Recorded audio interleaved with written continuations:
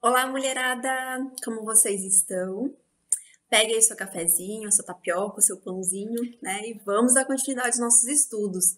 Sintam-se em casa, eu até mudei o cenário aqui para vocês se sentirem mais em casa, fiquem à vontade. É um jeito da gente poder se sentir um pouquinho mais perto, né? Mas a gente já aprendeu bastante coisa até aqui. A gente tem falado sobre os atributos comunicáveis nessas últimas semanas e tem alguns ainda pela frente, o caminho é um pouquinho longo ainda. Mas até aqui a gente já viu 3 atributos diferentes, né, desses atributos comunicáveis. E você lembra por que eles são comunicáveis? Eu tenho falado para você guardar mesmo, viu? São aqueles atributos que, em alguma medida, eu e você também temos.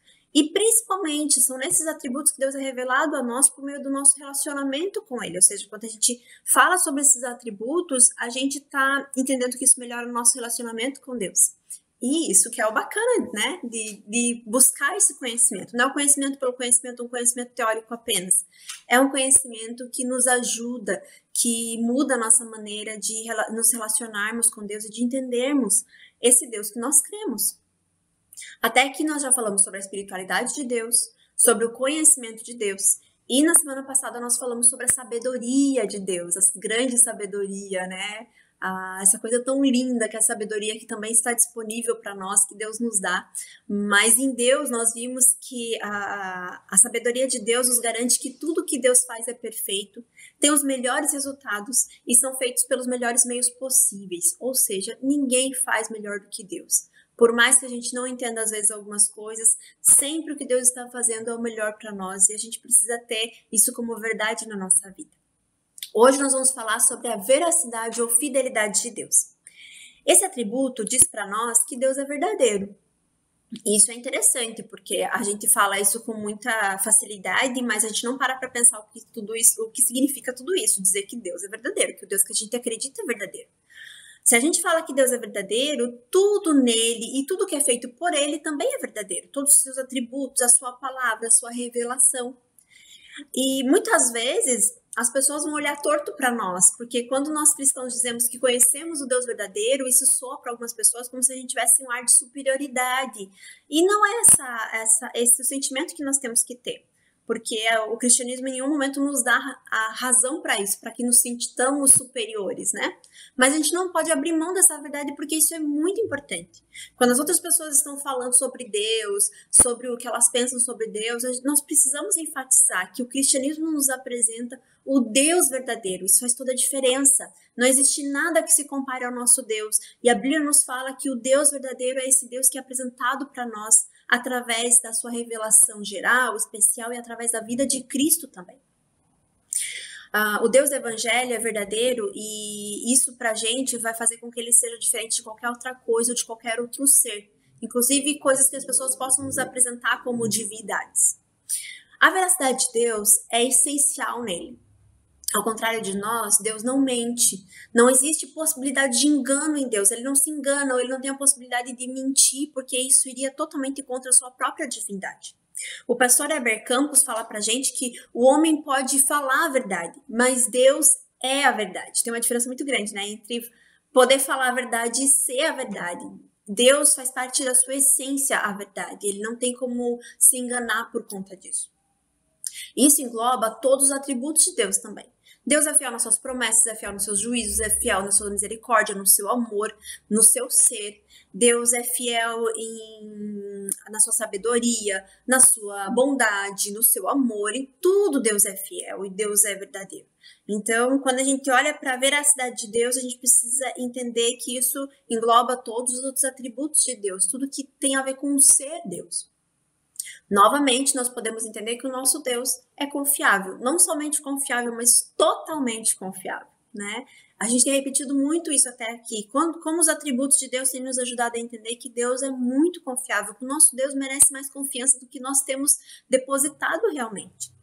Salmos, no capítulo 33 de Salmos, no versículo 4, o salmista vai falar pra gente que a palavra do Senhor é verdadeira e que ele é fiel em tudo o que faz. Em vários versículos nós vamos ver onde a fidelidade do Senhor é colocada realmente como algo certo, como algo que a gente pode comprovar, como algo que a gente não precisa duvidar. Afirmar que Deus é verdadeiro ou fiel, como eu falei para vocês, não é algo difícil para nós, certo? Dificilmente você vai dizer assim, ai não, Deus não é verdade, ou Deus não é fiel. A gente tem até os adesivos, né, que colam no carro e em vários lugares, Deus é fiel. E realmente, a gente repete isso muito. Mas o que a gente não entende às vezes é que, por mais óbvio que isso pareça, a questão é a implicação dessa afirmação. É como eu falei, lembra que esses dias atrás eu falei que pra gente algumas coisas são muito reais, então o celular é real, a garrafa de água é real, o computador aqui é real. Mas quando a gente fala de Deus, a gente tem uma dificuldade de entender que Deus é real, que Ele está conosco, né? E entender que Deus é verdade é entender que isso muda a nossa vida. Isso muda a nossa compreensão de mundo. Né? Se nós acreditamos que Deus é fiel, por que isso muitas vezes não é refletido na nossa vida? Se nós acreditamos que Deus é verdadeiro, por que muitas vezes nós não nos contentamos apenas com Deus? Por que a gente precisa se apegar a outras coisas para além de Deus? Então, eu sou cristã, eu sou evangélico, eu acredito na Bíblia, mas eu não abro mão da oração específica que eu tenho que fazer para poder ser curada de tal coisa. Ou eu não abro mão de ter um olho grego para garantir, né? Vai que espanta alguma coisa. Ou, eu não vou abrir mão de pegar a água que foi abençoada pelo pastor tal, porque vai que aquilo funciona. Então, se nós estamos apegados em outras coisas para garantir que Deus funcione, porque isso é meio estranho, né? Deus funcione, Deus não funciona, Deus é. Né? Mas a gente tem sem querer, a gente faz isso. E até realmente, pela nossa falta de compreensão realmente de Deus, nós nos vemos apegados a muitas coisas, porque Deus não é suficiente para nós. Então, dizer que Deus é verdade, que Deus é fiel, precisa ser algo mais do que um discurso para a nossa vida.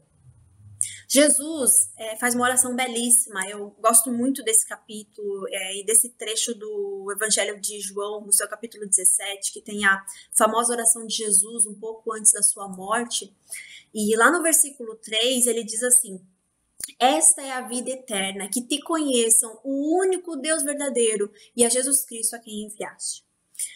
Jesus está fazendo uma série de pedidos referente a nós, aos seus discípulos que estão ficando, aqueles que ouviriam da mensagem através dos seus discípulos, né?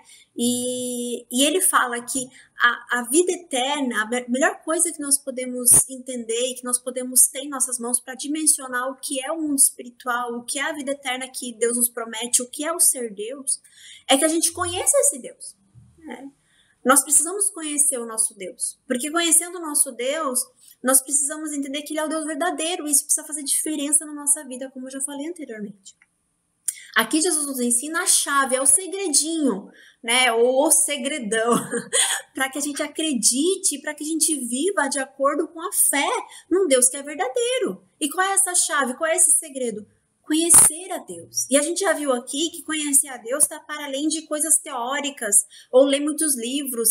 Não, tem muito mais a entender que Deus nos deixou uma revelação escrita, que é a Bíblia. A gente precisa ler essa palavra, precisa torná-la verdade na nossa vida. E a gente precisa obedecer essa palavra, porque senão não faz sentido a gente se denominar cristão, mas não ter conhecimento da nossa fé e do Deus que nós professamos. Isso faz muita diferença em momentos cruciais da nossa vida. E talvez aí seja o quê, né? Da questão, realmente. De que a gente se vê muitas vezes desconfiando do nosso Deus, ou tendo uma imagem errada do nosso Deus, porque a gente não se apegou a Ele o suficiente, a gente não se preparou para certas coisas que viriam para a nossa vida. Essa é a proposta desse nosso estudo sobre os atributos, conhecer a Deus. E nós já vimos até aqui que nós precisamos nos esmerar um pouco mais nisso, que a gente precisa dedicar mais busca por esse conhecimento, que não é um conhecimento só por conhecer, mas que torna real a questão de que Deus está do nosso lado, o nosso relacionamento com Ele. Quando a gente olha para a sua palavra, crendo nela e obedecendo essa palavra, a nossa vida vai mudar. E isso vai refletir o Deus que nós cremos. Por isso que a veracidade de Deus é comunicável para nós também, porque nós podemos, em parte, imitar essa veracidade. A gente nunca vai ser verdadeiro como Deus é, a gente nunca vai ser a verdade, mas nós temos a possibilidade de viver em verdade e de falar a verdade. Se a gente buscar um conhecimento fiel do nosso Deus e uma compreensão real do mundo, a gente vai estar vivendo em verdade. Esse atributo é comunicável porque nós, como salvos em Cristo Jesus, temos a bênção e não só a responsabilidade, porque a gente pensa às vezes em falar a verdade, viver a verdade como algo pesado, e não, isso é uma bênção para nós. Né? Nós temos a bênção de nos afastarmos de toda mentira, de todo engano, buscando viver sem hipocrisia diante do nosso Deus e diante das pessoas também. Provérbios 12, 22 fala que o Senhor odeia os lábios mentirosos, mas se deleita com os que falam a verdade. O Senhor, o nosso Deus, se deleita quando a nossa vida é baseada em verdade, quando nós conseguimos colocar em prática aquilo que nós temos aprendido através da palavra do Senhor. Nós cremos no Deus verdadeiro, minhas irmãs, é verdadeiro mesmo, é o verdadeiro. E isso precisa fazer diferença na nossa vida. No nosso dia a dia, na forma como a gente trabalha, na forma como a gente se relaciona, na forma como nós criamos nossos filhos, na forma como nós escolhemos as pessoas com quem nós vamos nos casar. Esse Deus verdadeiro precisa mudar a forma como nós pensamos e precisa mudar, inclusive, a forma como nós sofremos. Como é que a gente encara o nosso sofrimento? É como se Deus fosse um Deus verdadeiro ou como se Deus fosse um detalhe na nossa vida? Isso tem que ser pensado por nós, inclusive antes da gente sofrer, né? As pessoas veem um Deus verdadeiro através da sua vida ou através da minha vida? Ou será que quando as pessoas olham para nós, elas só veem mais uma pessoa religiosa? Acredito em Deus. Que Deus? Não sei, um Deus como qualquer outro Deus. E não, a nossa vida precisa refletir um Deus verdadeiro. Isso faz diferença para quem está olhando para a nossa vida. Paulo afirma na sua segunda carta a Timóteo que se nós somos infiéis, Deus permanece fiel, pois não pode negar-se a si mesmo. É verdade, minhas irmãs, Deus vai continuar sendo fiel, independente da nossa infidelidade. Mas que grande bênção seria se a gente amasse a Deus ao ponto de ser totalmente fiel a Ele também.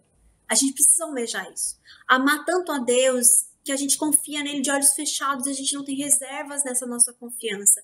E a nossa fidelidade vai ser totalmente dele, a gente não vai precisar ficar se apegando a outras coisas que não fazem nem sentido para nós. Que o nosso amor por Deus cresça e com ele o nosso conhecimento também. Que esse seja o desafio para nós essa semana, que a gente entenda que a nossa fidelidade por Deus e a Deus precisa ser melhorada e isso vai depender da nossa busca também. Que Deus te abençoe, que essa semana seja uma semana em que o Deus verdadeiro faça diferença na sua vida. E a gente se vê no nosso próximo estudo.